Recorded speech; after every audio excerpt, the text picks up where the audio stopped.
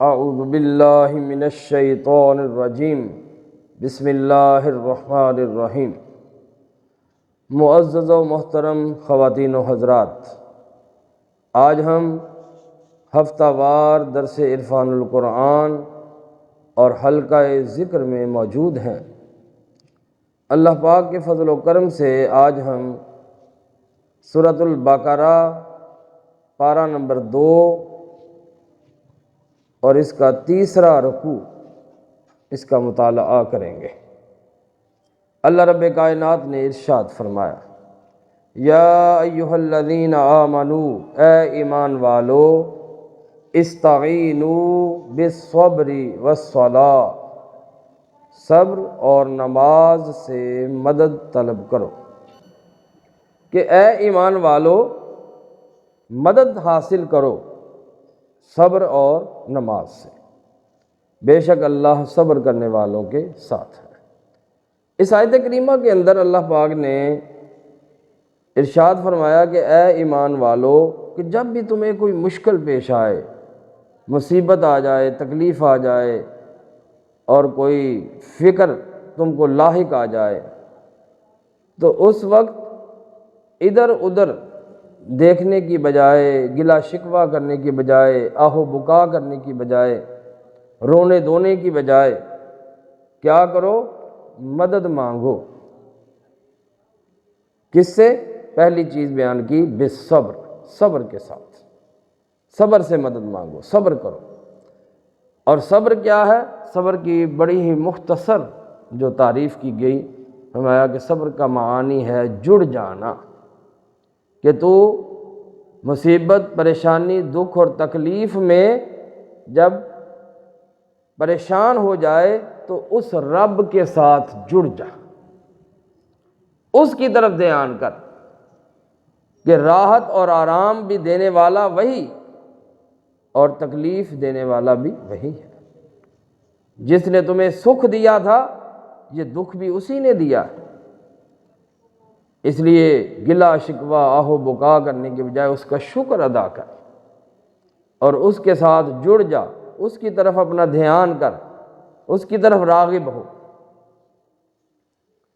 اور دوسری چیز ارشاد فرمائی، والصلاۃ، اور نماز سے مدد حاصل کرو۔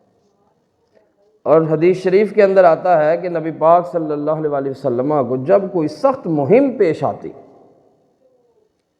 تو نماز میں مشغول ہو جاتے اور نماز سے مدد چاہتے۔ اس نماز سے مراد صلاۃ الحاجت بھی ہو سکتی ہے، کہ جس طرح کی حاجت ہے 2 نوافل ادا کریں اور اللہ سے اس حاجت روائی کی دعا کریں گے، یا اللہ پاک تو میری یہ حاجت پوری کر دے۔ نماز استسقاء ہے، بارش نہیں ہو رہی تو اس صورت میں نماز استسقاء پڑھیں۔ تو الغرض کہ جب کوئی مشکل، پریشانی، دکھ، تکلیف، آلام آتے ہیں، ٹینشنیں آتی ہیں، تو اس وقت انسان کو صبر کا دامن تھام کر اللہ کی بارگاہ کے اندر جھک جانا چاہیے۔ پھر فرمایا کہ ان اللہ مع الصابرین، بے شک اللہ صبر کرنے والوں کے ساتھ۔ 2 چیزیں بیان کی، صبر اور نماز، لیکن انعام اور اجر کس کا بیان کیا؟ صبر کرنے والوں کا۔ فرمایا کہ بے شک اللہ صبر کرنے والوں کے ساتھ ہے۔ یہ نہیں فرمایا ان اللہ مع المصلین، کہ بے شک اللہ نماز پڑھنے والوں کے ساتھ ہے، کیونکہ جو صبر کا اجر ہے وہ بہت ہی زیادہ ہے، کہ جب بندہ تکلیف کے اندر اس مالک کی طرف رجوع کرتا ہے کہ مالک جب تو کھلاتا تھا اس وقت بھی میں تیرا شکر ادا کرتا تھا، آج بھوک دی ہے تو آج بھی میں تیرا شکر ادا کر رہا ہوں، خوشی اور غم، دکھ اور تکلیف سب تیری ہی طرف سے ہے، تو ہی راحتیں بانٹنے والا ہے اور تو ہی تکلیفیں دینے والا ہے، میں ہر حال میں تیرا شکر گزار بندہ ہوں۔ تو جو بندہ اس چیز کو اپنے وتیرہ بنا لیتا ہے اور اپنے من میں جگہ دے دیتا ہے، پھر اللہ پاک اس کا انعام کیا بیان کرتا ہے کہ بے شک میں صبر کرنے والوں کے ساتھ۔ اگلی آیت کے اندر ارشاد فرمایا، وَلَا تَقُولُوا لِمَن يُقْتَلُ فِي سَبِيلِ اللَّهِ أَمْوَاتٌ، اور جو اللہ کی راہ میں مارے جائیں انہیں مردہ مت کہو، بل احیاء، بلکہ وہ زندہ ہیں، ولیکن لا تشعرون، لیکن تمہیں ان کی زندگی کا شعور نہیں۔ یہ آیت شہدائے بدر کے بارے میں نازل ہوئی۔ جب بدر کے معرکے کے اندر، غزوہ بدر میں صحابہ کرام شہید ہو گئے تو لوگ شہداء کے بارے میں یہ کہنا شروع ہو گئے کہ دیکھیں جی کہ وہ لوگ تو دنیاوی آسائشوں سے محروم ہو گئے، اب وہ مر گئے، مردہ ہیں، اب وہ دنیاوی آسائشوں سے فائدہ نہیں اٹھا سکتے۔ اگر جنگ میں نہ جاتے تو آج ہمارے پاس زندہ ہوتے اور دنیا کی نعمتیں کھاتے، دنیا کے چیزوں سے فائدہ اٹھاتے، فائدہ حاصل کرتے۔ تو اس پر اللہ رب کائنات نے آیت کریمہ نازل فرمائی کہ جو اللہ کی راہ میں شہید ہو جائیں اور جنہیں شہادت کا رتبہ مل جائے وہ مردہ نہیں ہے، اور انہیں مردہ کہنا بھی نہیں اور سمجھنا بھی نہیں، بلکہ وہ زندہ ہیں، لیکن تمہیں ان کی زندگی کا شعور نہیں ہے کہ وہ کس طرح کے زندہ ہیں، اللہ نے ان کو کیسے زندہ رکھا ہوا ہے۔ اللہ تعالیٰ موت کے بعد ان کو حیات عطا فرماتا ہے، زندگی عطا فرماتا ہے، اور ان کی روحوں پر رزق پیش کیا جاتا ہے۔ حدیث پاک کے اندر آتا ہے کہ شہداء کی ارواح سبز پرندوں کے قالب میں، یعنی ان کو جسم عطا کیا جاتا ہے سبز پرندوں کا، اور ان کے اندر ان شہداء کی روحیں ڈالی جاتی ہیں، تو وہ سبز پرندوں کے قالب میں، جسم میں جنت کی سیر کرتی ہیں اور وہاں کے میوے اور نعمتیں کھاتے ہیں، کہ جنہیں ہم مردہ سمجھ رہے ہیں، مردہ کہہ رہے ہیں کہ وہ دنیاوی نعمتوں سے محروم ہو گئے ہیں، اللہ کے ہاں ان کا درجہ کیا ہے کہ وہ جنت کی سیر کر رہے ہیں، جنت کے میوے کھا رہے ہیں، جنت کے باغات میں پھر رہے ہیں، اور یہاں تک دیکھ لیں کہ وہاں کی ایک نعمت اگر دنیا کے اندر ظاہر ہو جائے تو انسان دنیا کی ساری نعمتیں بھول جائے۔ ان نعمتوں سے فائدہ اٹھاتے، اللہ ان کو رزق پیش کرتا ہے۔ اب شہید کا یہاں پہ مقام و مرتبہ بیان کیا گیا، جو اصلاً شہید ہے اور ایک حکماً شہید ہے۔ یہ شہداء کی اقسام ہے شہید کی، اصلاً شہید اور حکماً شہید۔ اصلاً شہید کیا ہے کہ وہ مسلمان جو تیز ہتھیار سے ظلماً مارا جائے،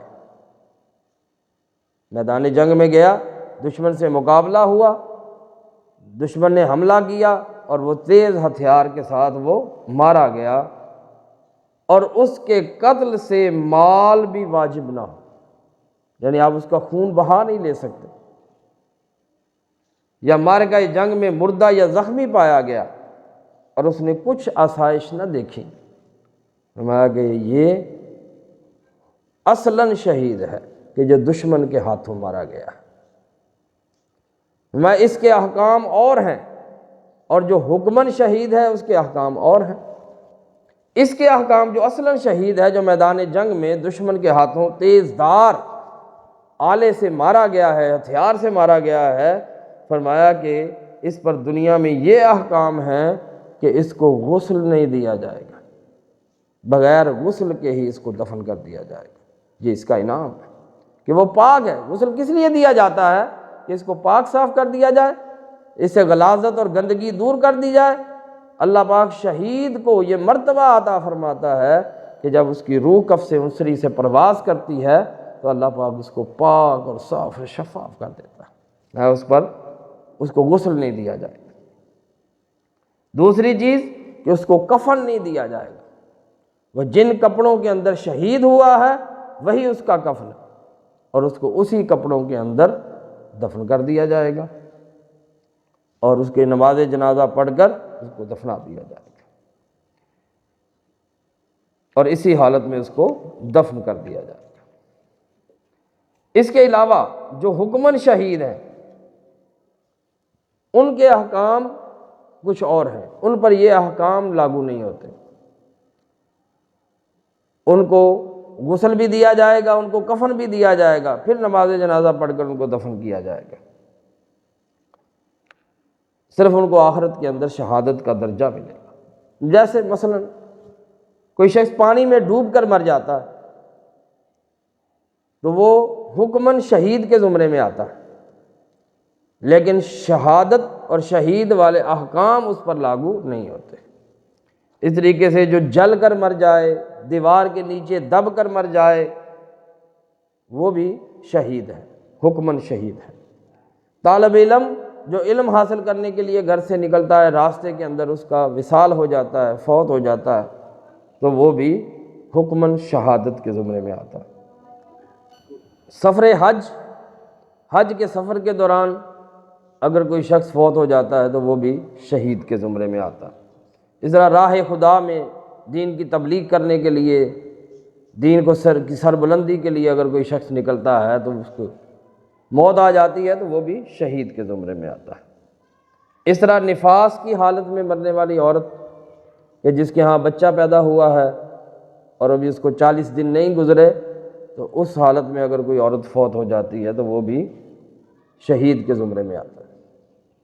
اس طرح پیٹ کے مرض میں کسی کو معدے کا السر ہو جاتا ہے، پیٹ کی بیماری ہو جاتی ہے، تو پیٹ کی تکلیف کے اندر اگر کوئی شخص فوت ہو جاتا ہے تو وہ بھی شہید کے زمرے میں آتا ہے۔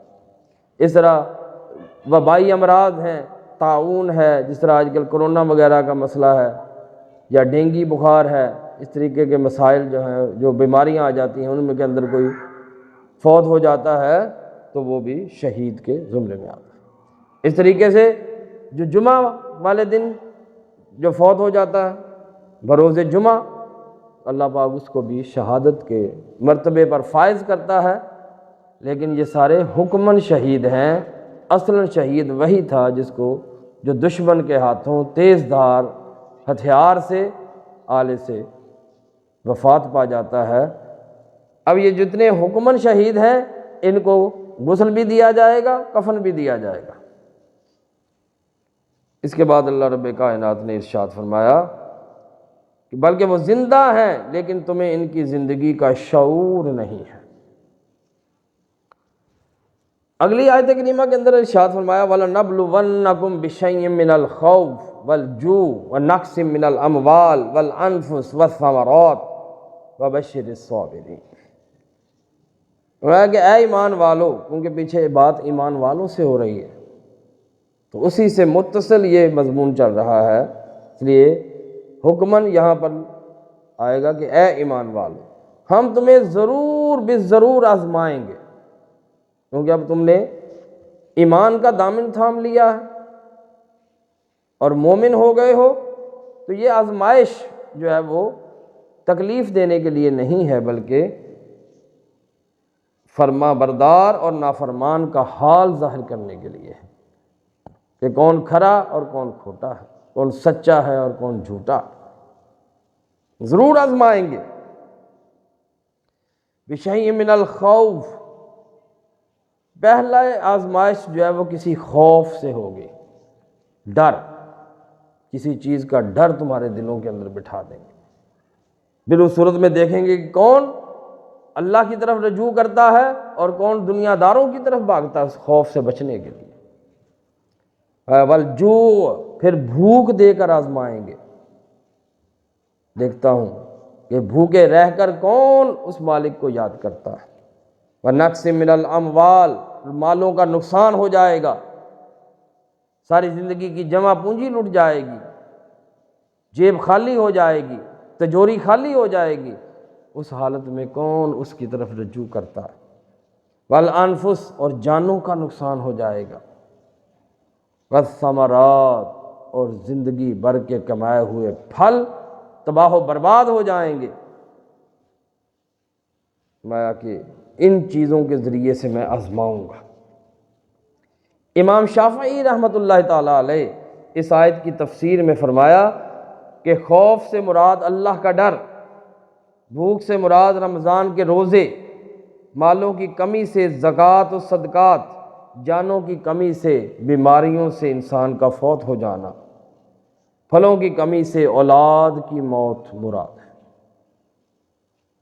کیونکہ اولاد انسان کے دل کا پھل ہوتی ہے۔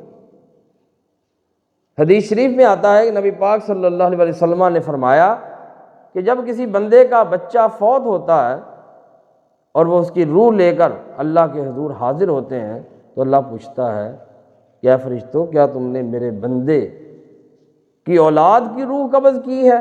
فرشتے عرض کرتے ہیں ہاں اللہ پاک۔ اللہ فرماتا ہے کہ تم نے اس کے دل کا پھل لے لیا ہے۔ فرشتے عرض کریں گے جی اللہ پاک، ہم نے اس کے دل کا پھل لے لیا ہے۔ اللہ پوچھے گا فرشتوں، جب تم نے اس بچے کی روح قبض کی تھی تو اس کا والد کیا کہہ رہا تھا؟ وہ کہتے ہیں، عرض کرتے ہیں مالک، وہ تیری حمد بیان کر رہا تھا، کہہ رہا تھا انا للہ و انا الیہ راجعون، کہ ہم سب اللہ ہی کے لیے ہیں اور اللہ ہی کی طرف لوٹ کر جانا ہے۔ اس نے تیری تعریف کی تھی۔ اللہ پاک فرمائے گا فرشتوں کیا کرو کہ تم اس کے لیے جنت میں ایک مکان بناؤ اور اس کا نام بیت الحمد رکھو۔ میں اس بندے کے لیے جس نے اس حالت میں بھی کہ میں نے اس کے دل کا پھل لے لیا تھا، اس نے میری حمد کی تھی، میں جنت کے اندر اس کے لیے ایک مکان تعمیر کرواؤں گا جس کا نام بیت الحمد ہوگا، کہ یہ میری تعریف کرنے والے بندے کا گھر ہے۔ پھر فرمایا وبشر الصابرین، اور خوشخبری ہے صبر کرنے والوں کے لیے۔ اوپر والی آیت میں کیا ارشاد فرمایا کہ اللہ صبر کرنے والوں کے ساتھ ہے، اور یہاں فرمایا کہ اللہ صبر کرنے والوں کو خوشخبری سناتا ہے کہ ان تکلیفوں، پریشانیوں، دکھ درد، آلام، بھوک میں جو صبر سے کام لیتا ہے اللہ کے اس کو خوشخبریاں سناتا ہے۔ الذین اذا اصابتہم، اور صابرین کون لوگ ہیں کہ جب انہیں کوئی مصیبت پہنچتی ہے، اذا اصابتہم مصیبہ، جب ان کو کوئی مصیبت درکار آتی ہے، پیش آتی ہے، سامنے آتی ہے، قالوا، وہ کہتے ہیں انا للہ و انا الیہ راجعون، کہ بے شک ہم اسی کے ہیں، اسی کا مال ہیں اور ہم نے اسی کی طرف لوٹ کر چلے جانا ہے۔ میں ایسے صبر کرنے والوں کے لیے کیا خوشخبری ہے، اولئک علیہم صلوات من ربہم، یہی وہ لوگ ہیں جن پر اللہ کی طرف سے پے در پہ نوازشیں ہوتی ہیں، اللہ ان پر انعامات کی بارش کر دیتا ہے، اللہ ان کو نوازتا ہی چلا جاتا ہے، یکے بعد دیگرے نوازتا ہی چلا جاتا ہے، دیتا ہی چلا جاتا ہے، وَرَحْمَةٌ، اور رحمت بھی اسی کی طرف سے ان پر ہوتی ہے، وَأُولَئِكَ هُمُ الْمُهْتَدُونَ، اور یہی لوگ ہدایت پانے والے ہیں۔ اب اس کے بعد فرمایا ان الصفا والمروہ من شعائر اللہ، بے شک صفا اور مروہ اللہ کی نشانیوں میں سے ہیں۔ مکہ مکرمہ کے اندر یہ دو پہاڑ صفا اور مروہ، ان کی تاریخ یوں ہے کہ حضرت ابراہیم علیہ السلام نے اپنی زوجہ محترمہ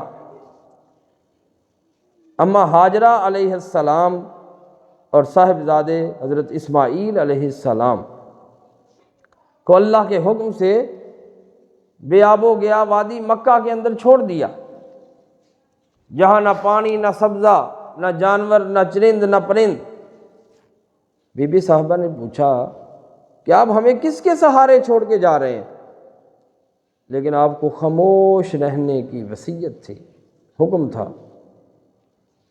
جب 3 مرتبہ پوچھا بی بی جان نے، پھر کہا کہ کیا یہ اللہ کا حکم ہے؟ تو آپ نے اشارہ کہا کہ ہاں اللہ کا حکم، اشارہ دیا، اشارے سے کہا۔ تو بی بی جان نے کہا کہ پھر اگر اللہ کا حکم ہے تو پھر جاؤ، پھر اللہ ہمارا مالک۔ جب تھوڑا وقت گزرا بچے کو پیاس محسوس ہوئی، اب والدہ تھی، والدہ سے یہ برداشت نہ ہو سکا، بچے کو پیاس لگی ہے، تو اماں ہاجرہ علیہ السلام صفا پہاڑ سے مروہ کی طرف بھاگتی، جب مروہ پہ پہنچتی پانی کی تلاش میں تو وہاں جا کے محسوس ہوتا کہ بچہ اکیلا ہے، چھوٹا بچہ ہے، کوئی جانور نہ کھا جائے، کوئی نقصان نہ پہنچا دے، تو واپس مروہ سے صفا کی طرف آتی، پھر دیکھتی بچہ ٹھیک ہے تو پھر مروہ کی طرف جاتی، پھر واپس آتی، اس طرح 7 چکر لگائے، اور 7ویں چکر پر جب دیکھا کہ حضرت اسماعیل علیہ السلام جس جگہ لیٹے ہیں اور وہاں پہ ایڑی رگڑ رہے تھے، وہاں سے اللہ پاک نے ایک پانی کا چشمہ جاری کر دیا، پانی اس چشمے سے باہر آ رہا ہے، تو آپ نے مٹی ریت لے کر اس کو منڈیر بنائی تاکہ پانی زیادہ نہ پھیلے، اور آپ نے حکم دیا اس پانی کو کہ زم زم رک جا رک جا، تو اللہ پاک نے اس پانی کو قیامت تک کے لیے متبرک اور شفا والا بنایا، اور اس پانی کا نام رکھا آب زمزم۔ اور اماں ہاجرہ علیہ السلام جو 2 پہاڑوں کے درمیان دوڑی تھیں، اللہ رب کائنات کو اپنی اس بندی کی ادا اتنی پسند آئی کہ قیامت تک کے حاجیوں کے لیے واجب کر دیا کہ کوئی حج کرنے جائے یا عمرہ کرنے جائے وہ ان پہاڑیوں کے درمیان ضرور سعی کرے گا، لازماً سعی کرے گا۔ اب زمانہ شرک کے اندر جب کفار کا دور تھا تو اس وقت انہوں نے ان دونوں پہاڑیوں پر بت نصب کیے ہوئے تھے۔ جو بت صفا پہاڑ پر تھا اس کا نام تھا اصاف، اور جو مروہ پہاڑ پر تھا اس کا نام تھا نائلہ۔ یہ جب صفا سے سعی شروع کرتے تو ان بتوں کو تبرکاً اور ادباً اور تعظیماً ہاتھ لگا کر سعی شروع کرتے، اور جب وہاں مروہ پر پہنچتے تو وہاں اس بت کو اپنا متبرک سمجھ کے اور تعظیماً ہاتھ لگاتے، یہ ان کی عادت تھی اور اس کو وہ عبادت سمجھتے تھے۔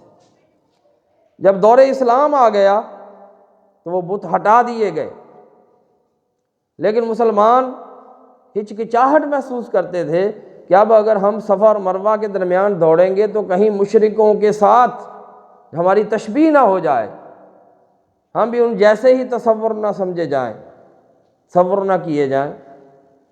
تو یہاں پر اس بات کا اللہ پاک نے جواب دیا کہ اب بت صاف ہو گئے ہیں، بت ہٹا دیے گئے ہیں، جس طرح خانہ کعبہ سے ہٹا دیے گئے، 360 بت تھے، اب اس کا طواف کرو۔ اسی طرح صفا اور مروہ جو پہاڑیاں ہیں ان کے درمیان دوڑو، سعی کرو، کیونکہ صفا اور مروہ کیا ہے؟ اللہ کی نشانیاں،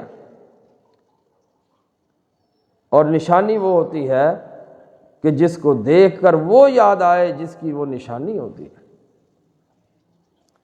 کہا کہ یہ پہاڑیاں اللہ کی نشانیاں، تو اگر 2 پہاڑیاں اللہ کی نشانیاں بن سکتی ہیں کہ ان پر اللہ کی ایک بندی نے سعی کی تھی، تو خانہ کعبہ بھی اللہ کی نشانی ہے، مقام ابراہیم بھی اللہ کی نشانی ہے، جمرات بھی اللہ کی نشانی ہے، اور آب زمزم بھی اللہ کی نشانی ہے۔ اس طرح رمضان کا مہینہ بھی اللہ کی نشانی ہے۔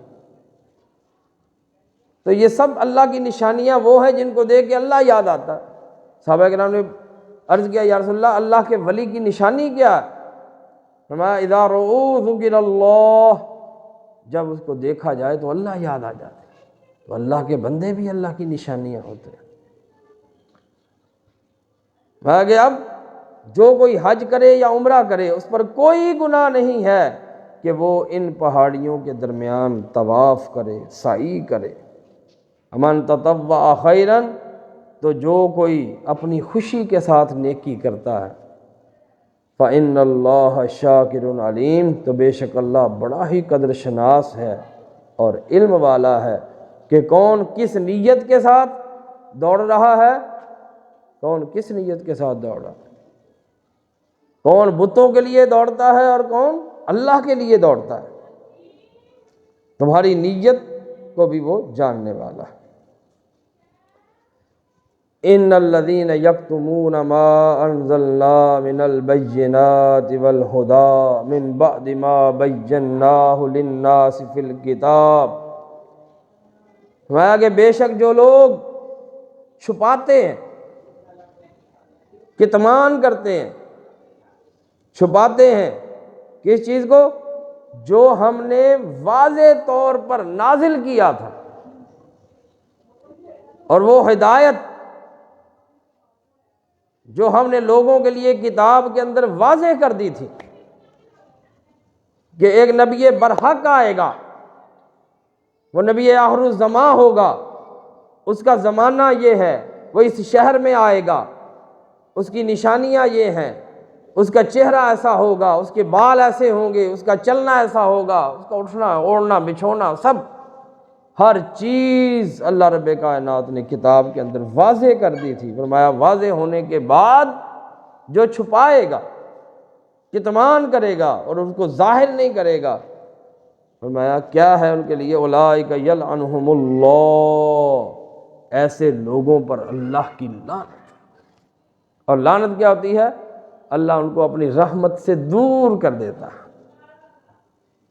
وَيَلْعَنُهُمُ اللَّاعِنُونَ، اور لعنت بھیجنے والوں کی لعنت ہے ایسے لوگوں پر جو حق کو چھپاتے ہیں، سچ کو چھپاتے ہیں، جانتے بوجھتے ہوئے واضح اور کلیئر ہونے کے بعد پھر بھی چھپائیں، فرمایا کتمان کریں، فرمایا ایسے لوگوں پر اللہ کی اور لوگوں کی لعنت ہے۔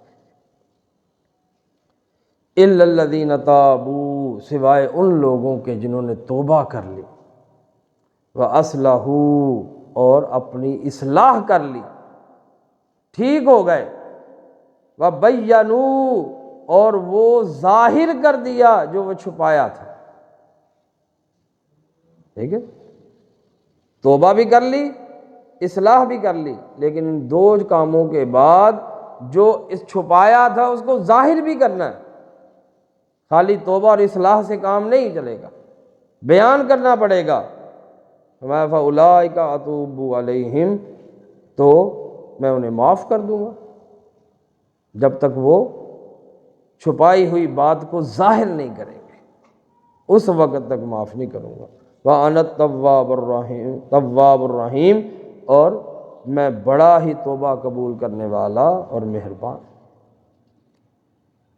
ان الذین کفروا، اور بے شک وہ لوگ جنہوں نے کفر کیا، وماتوا وہم کفار، اور حالت کفر میں ہی مر گئے، نہ توبہ کی، نہ اصلاح کی، اور نہ ہی چھپائی ہوئی بات کو ظاہر کیا، اسی حالت میں مر گئے۔